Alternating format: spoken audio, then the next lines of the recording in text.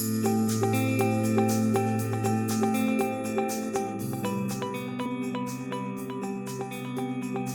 name is Richard Faith. I am a father, a husband, student, a musician, an athlete. I have a family. I have a family to provide for. Their needs are greater than my needs, and so I had to generate greater income, and I had plateaued in my current field. So I had to retool and find a new career. I have attempted college 5 times now, and I don't think in any of the other times that I made the attempt that I was like mentally ready for the process and not vested, whereas now I hit a crossroads and it's time to make a change, and it's through education. I am currently enrolled in the Surgical Technology program at WTCS. I'm a first-year student there. Well, I initially went to college pre-med, so I have a sort of a background and a desire to be in healthcare. The SurgTech program was the one that gave me the most hands-on almost immediately. I could have the most impact, the quickest or the shortest route to getting into healthcare and having an impact and doing something that would be a good career and have some room for advancement. I've always thought that I was intelligent, but not really had great academic success until I did arrive here. And part of that is because of the resources that are available in the instruction that we get from the instructors. My name is Carrie Galecki. I am a WCTC Surgical Technology Program instructor.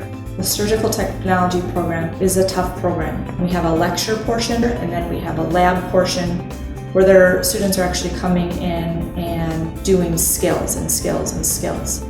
And then they have to do a big test out portion, which is nerve-wracking and intense. But in order for them to step foot into an operating room, we have to make sure for patient safety that they are ready and able and willing, even under those stressful situations, since the operating room can be very stressful.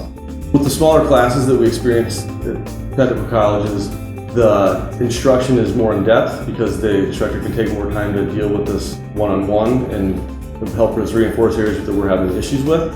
But then also, because the classes are a little bit smaller, we have more time within our lab settings, regardless of what our program is, that enable us to learn our trade better and learn the instruments and learn technique and things that are really critical to our success as employees in the workforce. Richard is a student that shows grit. He came into the program not super confident, thought he was going to be on the game, and then found out skills were not his strong suit, and we had to work through them. We spent extra hours together, one-on-one, practice, practice, practice, practice. Practice makes perfect. He is proof of that. He has grown confident. He has persevered. He, in clinical, is successful. And she's there for me, and so that's huge. The college has many resources, both on campus and online. We do have an SLL, or a science literacy lab, on campus, which is dedicated to healthcare students. There's a learning center on the other side of campus. It's for all students. That has help in every category.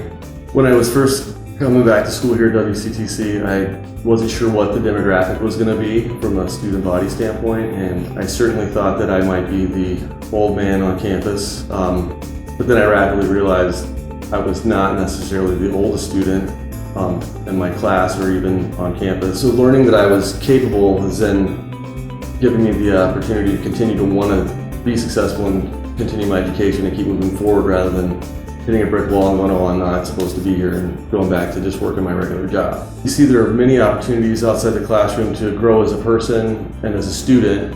I took advantage of a transcultural healthcare program in January where we went to Guatemala for 10 days and did some healthcare intervention type work where we installed water filters and stoves that are more efficient and filter smoke out of the individual's homes so their respiratory health is better. But personally, I had a huge growth from that trip, and it's sort of changed my life, and it's added a path that I have going down in addition to my educational process. And I'm taking my older son to Guatemala this summer, and so it's really opened my eyes to more global awareness and issues that are happening.